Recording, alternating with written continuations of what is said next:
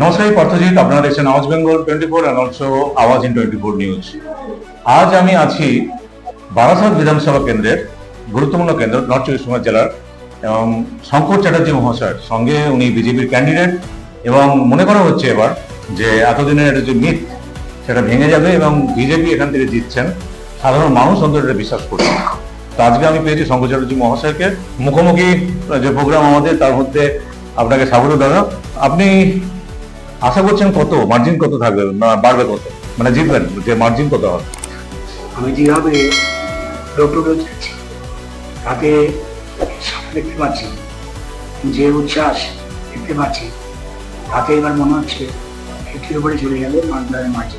এখানে কি একটা সুবিধা পাচ্ছেন যে এতদিন ধরে যে তৃণমূলের ক্যান্ডিডেট ছিল তাকে সরিয়ে দেওয়া হয়েছে এবং বাইরে থেকে ক্যান্ডিডেট নিয়ে আসা হয়েছে, এবং সেও কিন্তু একটা সময় বিজেপির হয়ে দাঁড়িয়েছিলেন, আবার তৃণমূলে চলে যান।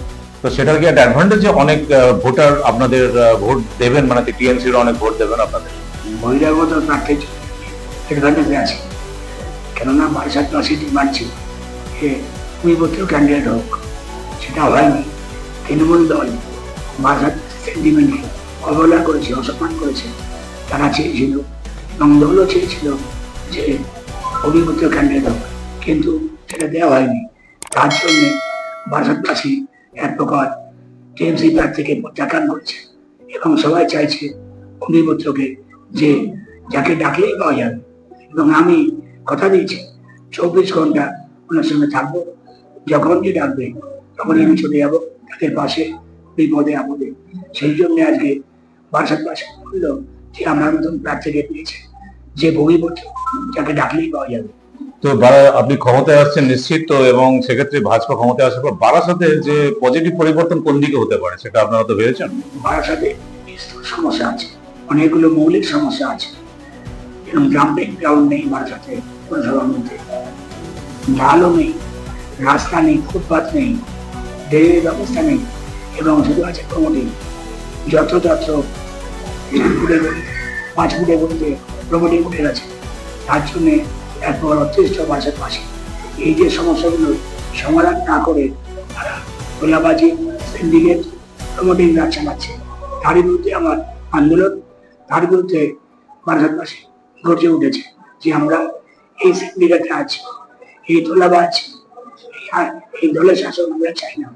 তার জন্য আজকে আমার অ্যাডভান্টেজ, এবং জনগণ আমাকে কথা দিয়েছে তারা এই ইলেকশনে বিজেপিকে জেতাবে, ডবল ইঞ্জিনের সরকার আনবে পশ্চিমবঙ্গে। ডবল ইঞ্জিন সরকারের যে সুবিধে সেটা আপনারা বলছেন সব জায়গাতে।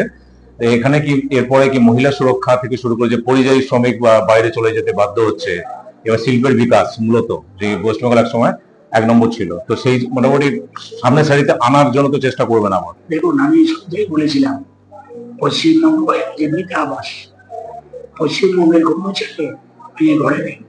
তারা গুজরাটে আছে, তারা ব্যাঙ্গালোরে আছে, তারা গুরগাঁও আছে, তারা দিল্লিতে আছে। বাংলায় শিল্পের কোনো পরিবেশ নেই, তার জন্যে বাংলার ছেলেরা সব বাইরে চলে যাচ্ছে। ডবল ইঞ্জিন সরকার আসলে এখানে শিল্প হবে, যত ছেলে বাইরে আছে তাদের সব ফিরিয়ে আনা হবে, চাকরির সুযোগ এখানে পাবে। এখানে চাকরিতে কোনো রকম চুরি হবে না এবং দুর্নীতি হবে না। তার জন্য আসবে আমরা চাই যে এখানে বিজেপি সরকার সেই শিল্প, সেই শিল্পে সবাই চাকরি পাবে এবং চাকরি সব বাবা মার কাছে। ধন্যবাদ দাদা, আপনার এই সংক্ষিপ্ত যে মুখোমুখিতে আপনার ইন্টারভিউ আপনি বললেন, আপনার প্রকাশ করলেন, আপনার সাফল্য কামনা করি। তো আপনারা এই ধরনের যে প্রোগ্রাম দেখছেন, আমি চেষ্টা করছি মুখোমুখিতে যারা ক্যান্ডিডেট তাদের সামনে পৌঁছানোর, এবং তারা সহযোগিতা করছেন, তাদের বক্তব্য বলছেন। আপনারা দেখতে থাকুন আওয়াজ ইন 24 এবং আওয়াজ বেঙ্গল। ভালো থাকুন। জয় হিন্দ, জয় বেঙ্গল, জয় ভারত।